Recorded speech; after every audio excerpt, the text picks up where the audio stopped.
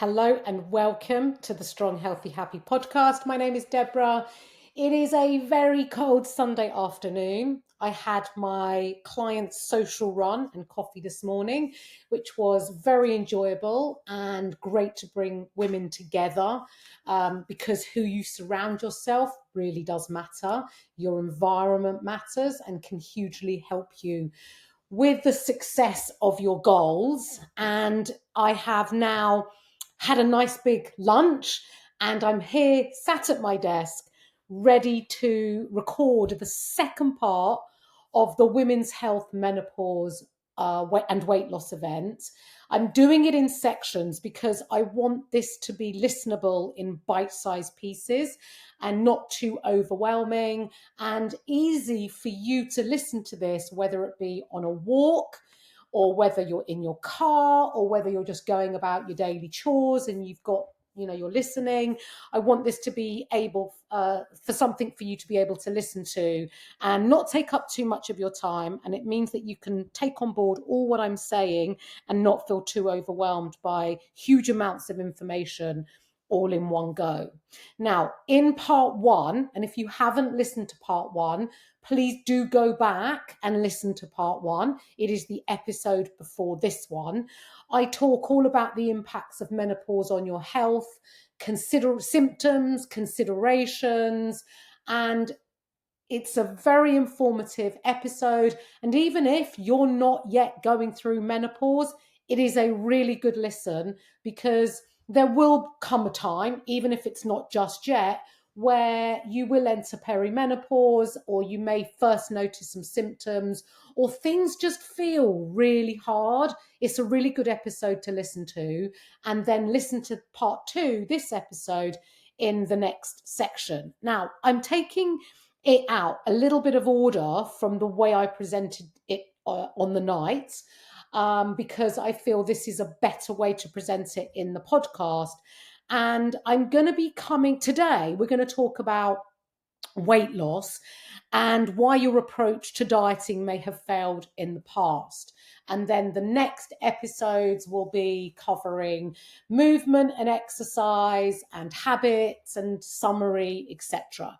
But today's episode is about weight loss and why your approach to weight loss in the past and why your diets may have failed. And maybe you're listening to this and you have yo-yo dieted all your life. Perhaps you just feel like your life has been just one long diet, and you may have achieved weight loss but never kept it off, and you've kind of gone around a cycle of losing and gaining, and you're a little bit fed up and you just want to feel some kind of freedom with food and the hold it has on you and your approach to your health as well as your approach to weight loss.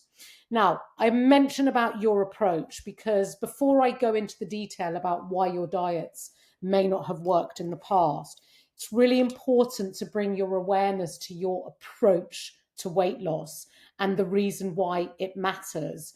Because usually what happens when someone embarks on a weight loss journey is it comes from a negative place. It comes from a place of hating yourself into change. You feel unhappy with the way you look and feel in your body. And so you hate yourself into taking action and into going on a diet and into losing weight. It's a very, very negative place. It may work in the short term. It may mean you start to take action because you feel unhappy and you're kind of punishing yourself into change.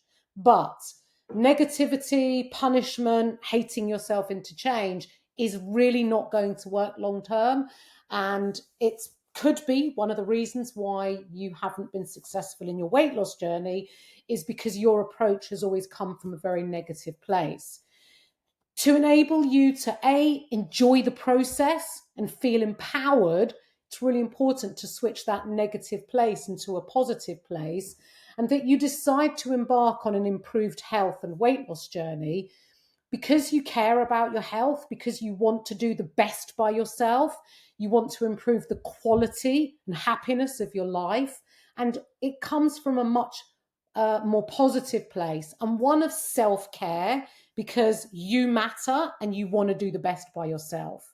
It's also really important to remember that you don't have to do this. No one is making you start a diet. You don't have to lose weight if you don't want to. This is a choice that you get to make. And when you realize that you get to do this, you don't have to do this, it also lifts that restrictive negative approach, because it is you feeling empowered to take action because you care about yourself and you want to do the best by yourself and improve the quality and longevity of your life, whilst also looking and feeling good in your body. So remember, you get to do this. You don't have to do this. In order to understand why your diets have failed in the past, and I know I speak to a lot of women. I've been speaking to women for years, having worked with women for years. And I hear a lot about women feeling like they're failures because they can't stick to any diet they've tried. And they fall into this self-fulfilling prophecy of, I always fail and I'm going to embark on another diet, but I know I'm going to fail at this because I failed at the last one. And you're putting yourself on the back foot before you've even started. And maybe has it ever crossed your mind that perhaps you haven't failed? Perhaps the diets have failed you. And this is really worth thinking about, because it's not necessarily that you have failed. It could be that the diets that you've been trying over and over again, in some cases, may not be the right diets for you. Now, before I go into all the reasons why diets may have failed, I do want to bring your attention to what the word diet actually means, because a lot of the time we feel oppressed. Oh, I'm on a diet. It's very depressing. It can feel oppressive, or you feel like you're changing your whole way of life and the way you eat and the way you enjoy your food because I'm on a diet. And I want to tell you what the word diet literally means. Now, the word diet comes from a Latin word. I don't know if I'm pronouncing it right. I'm probably not.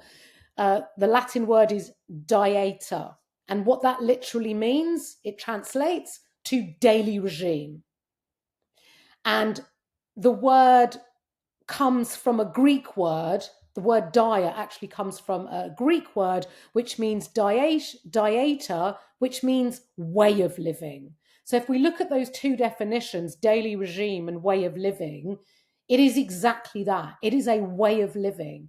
It's not doing something that is unsustainable and unenjoyable for a period of time, and then you go back to doing what you were doing before. Because if you take that approach, and then you do something while you're on a diet, you finish your diet, and then you go back to doing what you were doing before, you'll end up with the body that you had before and the mindset that you had before if you don't maintain what you did to get you the results that you got.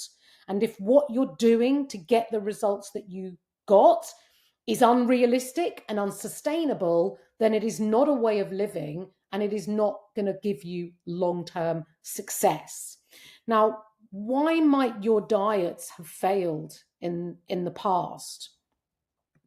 The reason why your diets may have failed in the past could have been your approach. Maybe you took that negative, hating yourself into change approach. Maybe the diet you did was just really unrealistic. It was super low calorie, for example.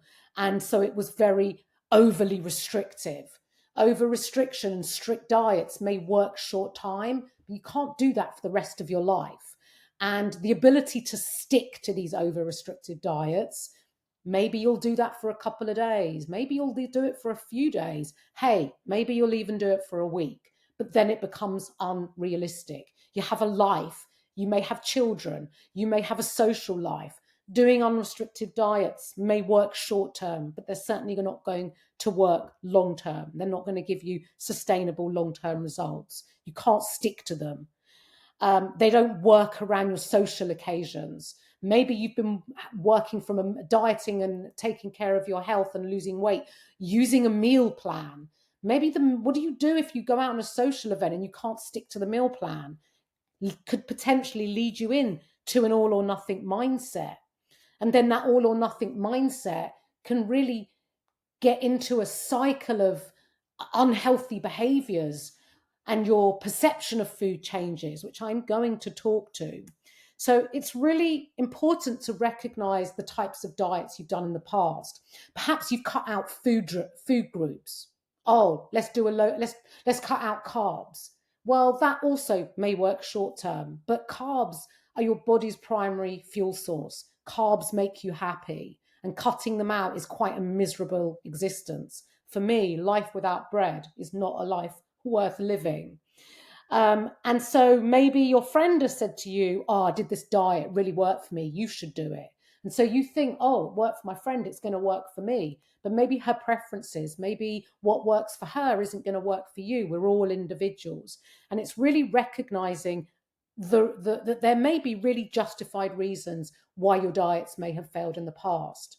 Perhaps you keep going back to the diet you've done before, but going back to the diet you did before over and over again, or every January when you get, after Christmas, and you've regained the weight that you lost, this is not a successful diet. Successful diet is the one where you lose weight and you keep it off. You now know what the definition of a diet is. It's a way of life. So it needs to be something that you can see yourself doing for the rest of your life. Now, dieting and losing weight means you put yourself into a calorie deficit, which basically means that you eat a little less than you expend. And that means you are expending a higher amount of calories that you're intaking. And this is how you lose weight. You want to be making sure that you're eating foods that you enjoy, that enables you to live your life and socialize, but understand about how you can manage the amount of food that you're eating so that you can be in that calorie deficit. And you already, the good news is, have a diet. It just needs a little bit of improvement to support your goal, benefit your weight loss goal, your health, your mood, and your well-being. So it's about working with the diet you have rather than thinking about completely changing it or moving away from the way of eating that you usually enjoy and that fits in with you. So think about why your diets may have failed in the past. Has anything I've said resonated with you? Has it struck a chord? Can you relate to any of it? Are you going back to repeat the same diets over and over again and keep expecting a different outcome, even though you're not getting it? It's time to wake up and look at the diet you have and how to improve it. Now, how can you improve the diet you have? I'm going to cover off some nutrition basics. How can you improve the diet you already have? First thing that's really important to recognize is your perception of food. And your perception of food really, really matters. Do you restrict on certain foods? Do you tell yourself, I'm never eating whatever it is, insert whatever it is, ever again? I'm never eating chocolate. If you are someone who follows Lent and you give up something for Lent, and perhaps you give up chocolate for Lent, what happens when Lent is finally over? You're balls deep in chocolate because you've restricted it for so long. So making sure that you have an all-inclusive approach to all food groups. Now, in my health talk, I have a slide, and I'm looking at this slide now. And the title of the slide is Your Perception of Food Matters. And the pictures on the slide is one donut and an apple. And when I did my health presentation, I said to the ladies in the group, and I talked about food inclusivity, very much like I'm talking here on this podcast. And I said to the ladies, this is a donut and this is an apple. They are both included in your diet. Some food gives us more physiological benefits. It's more nutrient dense, really does benefit our physiological health. Some food really does benefit our psychological health. So maybe the donut benefits our psychological health, makes us happy, makes us feel good, and it also helps us stick to the rest of our diet and eating the nutrient dense food. Because removing donuts, for example, it could be anything, completely, all you do is think about it and eventually you'll cave in and you'll likely overeat on them and you'll eat 4 donuts instead of just the one donut where you eat it, enjoy it, and get on with your day. I also explained to the ladies in the room at the health event, a donut was around 200 calories. It's not like it's 200 calories. As an average calorie intake, is a really ballpark figure here, between 16 to 1800 calories a day. 200 of that spent on a donut. You can make that work. An apple's 100 calories. Like, it's not, it's 100-calorie difference. You can make both those things work within your diet. Now, what we're looking for is we're looking for an 80-20% split. 80% nutrient dense and 20%, or if I say 80% physiological benefits from nutrient dense food and 20% from those psychological foods that benefit us. You can make that work on an 80-20 split.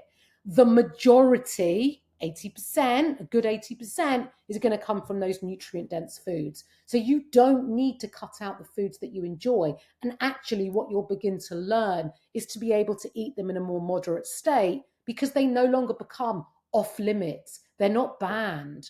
And so the attraction of these foods that you might be trying to restrict or cut out all of a sudden doesn't seem so attractive because you can have it. You could have a donut every day if you wanted to. You'll begin to start to choose not to because you won't want it, but you can, and it makes a difference to the way that you approach food. So first of all, food is inclusive. Now, food doesn't have a behavior. Food doesn't have feelings. So you labeling certain foods good or bad, naughty, cheat meals or cheating or sins, points, free, whatever terminology you may have referred to certain foods. If you label a food, and if we use the donut as an example, if you eat a donut and go and tell yourself, I've been naughty because a donut is bad, you perceive that you've been bad. And so then it's very easy for you to think, oh, sod it, I've been bad.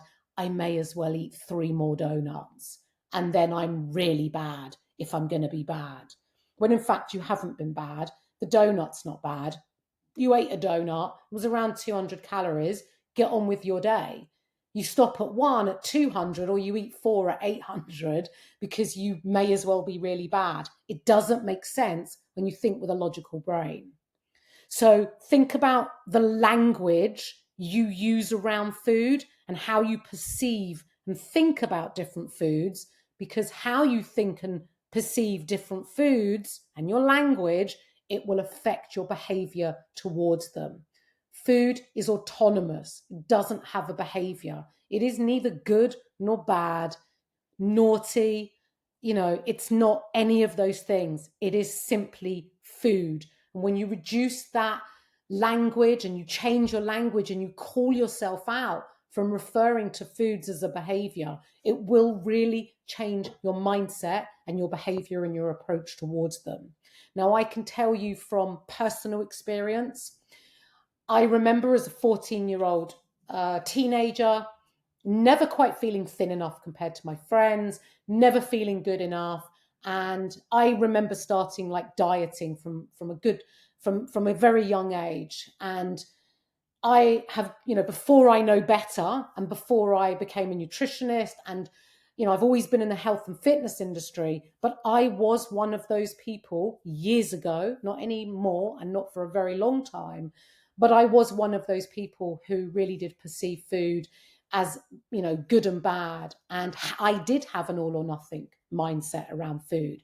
And I can tell you that freeing yourself from the hold that different foods have on you, no matter what it is the most freeing experience that you can have, where the food noise that goes around in your head, the good voice, the bad voice, and all these conflicting messages. When you quieten those noises, it's really quite liberating and freeing. And there's just no more importance around certain foods. Now, that doesn't mean to say you're going out somewhere special, a restaurant that is really special. Of course, it's exciting, but it's often the anticipation that's more exciting than actually the food. And so it's just really remembering that food is just food. Some is more nutritious, some perhaps less so. Some food may be healthier for us, but some food, less healthy. But then remember, we have those physiological benefits and those psychological benefits, and they all have a place. Now, let's talk about the macronutrients, because a lot of the diets you may have done in the past do not give you any education. You might think of things in points or free or whatever the terminology is. Food has a calorie value, it's a unit of energy, and we also have different macronutrients. The macronutrients are protein, carbs, and fats. And we're going to start talking about protein first and foremost. And you may know already from a lot of the marketing and media out there, I need high protein. Everything is high protein at the moment. What is it? What is a protein, and how do I do it? And why should I do it? Because I think it's really important to understand why you're doing something, and not that you're just doing it, that you actually really understand why you're doing something. Now, protein is the most important macronutrient, but it's often the most under-eaten. And the reason it's the most under-eaten macronutrient is partly because of the messaging that we get given. Like Kellogg's tells us to have cornflakes for breakfast. Cornflakes are a carbohydrate. And the milk you use in those cornflakes is not very high in protein because we don't have enough of the milk to get enough of the protein. It could be our environment. It could be the way we've been brought up. It could be various factors. Many women that when I start coaching, they have a very carb heavy diet, typically. Couple of slices of, the cereal for breakfast, couple of slices of toast for lunch. Evening meal is probably the most balanced meal, but generally everything around it is very carb and fat based. So increasing protein is going to be very, very beneficial for you. And it's beneficial because protein supports your long-term health. Protein supports your long-term health by helping repair, maintain, and build, ideally, your muscle tissue. Now, your muscle is built and maintained also via strength training, which I talk about when I go on to exercise, which will be in the next episode. But strength training and protein go hand in hand. You need one to do the other, because you want to exercise and stimulate your muscles via exercise, but then you need to ingest and consume protein to be able to repair and maintain those muscle tissues that are placed under stress when you exercise, which is perfectly normal. The more muscle you have, the more you are supporting your long-term health. If you think about the aging process, if you want to age strong and independent, you need to have muscle tissue. If you want to get up and down off the toilet, which is actually like a squat movement, standing up, sitting down, you need to have muscle to be able to get yourself up and down. You want to go about your daily life, be able to walk and reduce your risk of falls. Risk of falls is one of the highest causes of death in the elderly, because first of all, the impact of the fall, and then the lack of ability to come back and recover from that fall is one of the biggest risks of death. Now, I know that you're sitting here and it's listening to me. It's very hard to imagine yourself as an elderly or older person. You may have elderly parents. You may notice certain things start to deteriorate in a healthy relative, in an older relative. If you want to age strong and independent, you do need to build muscle tissue. Muscle tissue also prevents and reduces your risk of those long-term diseases like certain cancers, type 2 diabetes, obesity, heart disease, and other cardiac and metabolic diseases. It's so important to have muscle. Now, if your goal is weight loss and you're also looking to tone up, what toning up means is building muscle, because that's what gives you the toned, lean look. And if you want to tone up, you need to build muscle. To build muscle, you need to consume protein. So protein is going to be very important for your body composition, for how you look. And there is nothing wrong with having an aesthetic goal as well as a health goal, but you do need protein. Now, when it comes to weight loss, protein is going to be your best friend. And the reason why protein is your best friend is because it keeps you fuller for longer. And when you're dieting and losing weight, remember you need to be in a calorie deficit, which means you're eating less than your body wants. Your body is very clever and it will signal to you, hey, you're not eating enough. We want more to get the balance between what you're expending and what you're bringing in. And you're bringing in less than you're expending. And it will signal for you to eat. And what you want to do is ignore those signals because you're in a calorie deficit. You want to lose weight. You don't want to experience high levels of hunger. That's not enjoyable. That's not pleasurable. And whilst you may have to accept a very small amount of hunger when you're dieting, you want to manage that to the best of your ability. The way you can help manage that is by consuming protein. And you want to be consuming a serving of protein in each of your 3 meals a day. And if you're currently skipping meals, you're skipping a protein serving.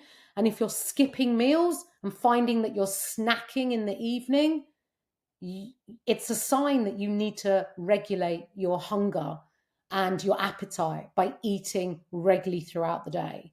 You may, tell yourself, I'm going to do intermittent fasting. It can work for some people. But if you are snacking and you can't, and you always snacking in the evening and nothing seems to satisfy you, you end up eating more from those snacks than if you'd have just had breakfast and it regulated you, especially when it's a high protein breakfast.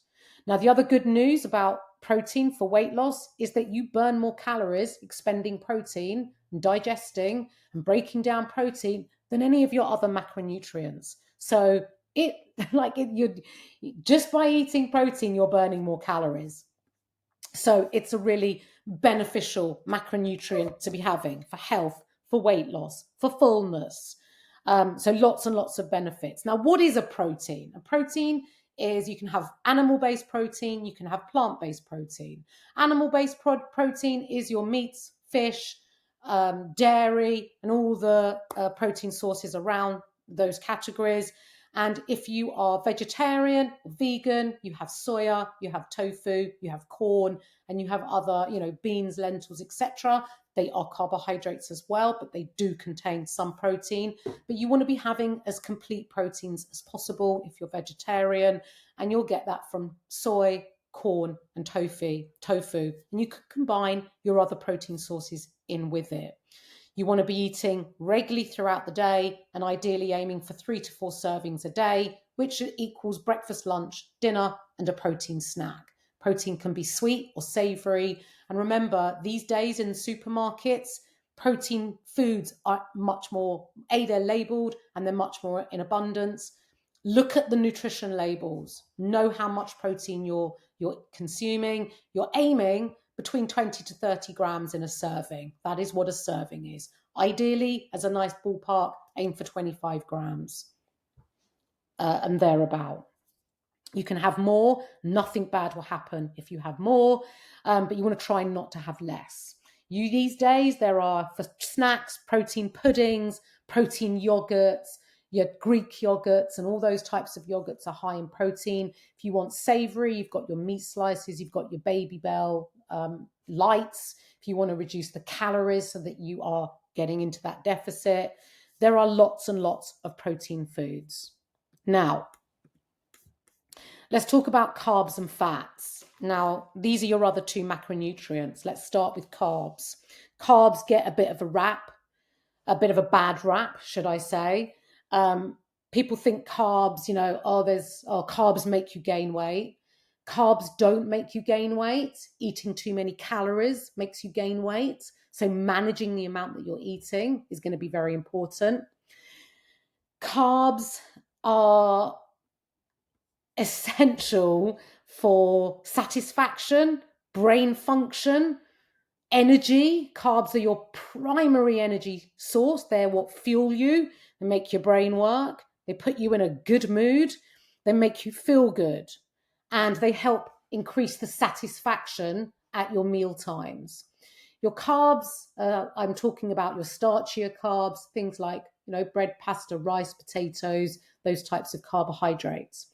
Vegetables and fruit do come under carbs, but I'm going to come on to them in a moment. So carbs are essential, but it's a good idea to include whole grain sources of carbohydrates to increase your protein. And also to remember that carbohydrates are, if you're looking at managing your calories, it's really easy thing to do to reduce your calories without much effort is just to halve the amount of carbs that you're currently having. So if you're having, 4 roast potatoes, have 2. If you're having a really large jacket potato, go for a medium. Whatever the portion of pasta you're having, reduce it. And instead, you can increase the vegetables. So, and I'm going to come on to vegetables, but that way your plate is still full, but you're just simply reducing the carbohydrates. It's a really easy way to reduce your calorie intake. Now, fats. Fats are essential. They're essential for your health as a female. Fats support your hormone health. They can also help lower your blood cholesterol, and they can also reduce inflammation.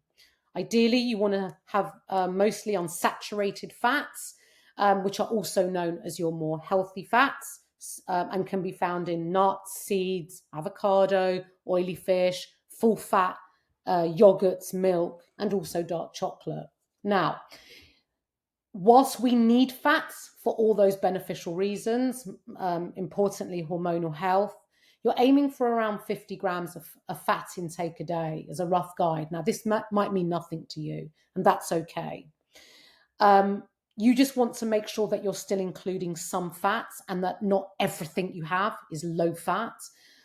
So, you can use a bit of olive oil, you can have avocado, you can sprinkle some nuts and seeds onto whatever it is you're sprinkling on. But what you do need to be mindful of are your portion sizes. Fats come in at double the amount of calories as protein and carbs for every 1 gram. And so you just being very liberal with your fats, unknowingly to you, you could be over consuming on the calories. So know what the calorie content is. It's a good idea to weigh your portions and manage those portion sizes so that you can manage the amount of calories that you're eating from this higher fat macronutrient. Even though it is important for your health and you do need to include it, manage the amount. Now, let's talk about vegetables and fruit. Now, if you were at my talk or if you could see a visual, I have got this slide that's just so colorful with all different vegetables, fruits, and every single color you could imagine. And it's because I want to emphasize the importance of vegetables and fruit, and also the importance of including a diverse range of fruit and veg into your diet. Vegetables and fruit provide you with much needed nutrients for your health, as well as minerals, vitamins, and fiber. Vegetables and fruit not only taste delicious, they can be cooked, your vegetables, all different ways. It doesn't have to be boiled cabbage, boiled broccoli, and that's all you ever eat. Think about the ways that you can cook vegetables. Air fry, bake, boil, pan fry with a little bit of spray oil or whatever your chosen fats are. You can include vegetables, and the more diverse range, the more nutrients you're going to be including in your diet. And vegetables and fruit make you feel good. Different foods make you feel different ways. Vegetables and fruit will only add to your life. And the other benefit about vegetables and fruit is they will also aid your digestion, improve your gut health. So they're very, very important to consume. Now, in terms of weight loss, vegetables and fruit are high in fiber. That they will also, like protein, keep you full. You want to be having a lot of food on your plate, and the majority of it needs to come from vegetables and fruit, depending the meal type, depending your preferences. If you think about a plate of food, you ideally want half that plate to be filled with vegetables. And then the other quarter of your plate would be protein, and the other quarter of your plate would come from carbohydrates and a very small amount of fats. And this is how you want to create food volume, which means creating bang for your buck. I have done a whole 3-part mini series on how to eat more to lose weight. Go and look for it after listening to this. There are 3 episodes. They're in pink, so they stand out, the little icon. They're in pink. They are going to be very helpful in helping you understand how to eat more and lose weight and how to create food volume. And food volume is created from eating lower calorie foods like vegetables, but having more of them and simply reducing your carbohydrates and managing your fat intake can give you a lot of food volume. And if you would have attended my women's health event, I did a practical here where I showed ladies all about food volume and how to create food volume. And I had food examples on how to do that. I obviously can't do that, but if you can imagine and visualize half your plate filled with veg, other quarter protein, ideally lean protein if your goal is weight loss, and then the other quarter is your starchy carbs and a very small amount of fats. If you think about how you fill your plate at the moment, I bet you your vegetables are taking up quarter of your plate and not half of your plate. And by simply increasing it to half and reducing your carbohydrates, you're going to be saving calories. Now, fruit is very, very good for you. You may think that fruit, sugar, shouldn't eat that. The sugar in fruit is naturally occurring. It's very, very beneficial for your health. And eating fruit and snacking on fruit is going to reduce you snacking on those more, I'm trying to think of that, refined sugar that comes from all those snacks that you're consuming. So fruit is really good. And think about what you can add to your fruit. Add yogurt to it. Always thinking about what you can add.